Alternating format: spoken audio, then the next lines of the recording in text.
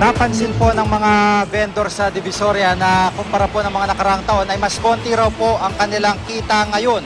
May live report si JP Soriano. JP. Jiggy, mula alauna ng hapon hanggang alas 3 o hanggang sa mga oras ito, Jiggy, ay dagsa pa rin at siksika ng ating mga kababayang namimili rito sa Divisoria upang mamili ng mga panregalo at iba pang gamit. Pero Jiggy, dagsa man yung tao, bumabaraw ng halos 50% ang kita ng mga nagtitinda ayon yan sa mga vendors na nakausap natin kanina. Karamihan sa mga mamimiling nasa Divisoria na nakausap natin sinabing mas kaunti raw ang kanilang budget sa pamimili ngayon.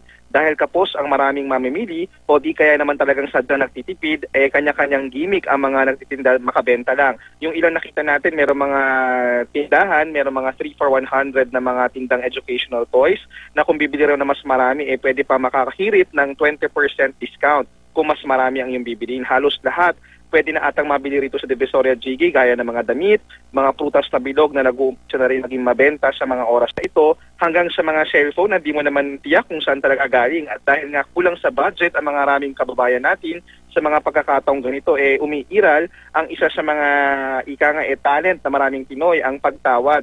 At hanggang madaling araw ang Tiangge dito at ngayon nga, Jiggy, nag-uumpisa na mag-setup ang ilan sa kanila dahil nabigyan na rin sila ng permit ng Manila City Hall na magtinda. Pero syempre payo ng Manila Police Districts, mga mamimili, lalo pa yung mga habol pa ngayon ay mag-ingat mula doon sa mga mananamantala gaya ng mandurukot. At yan muna ang latest mula rito sa Divisoria, Jiggy.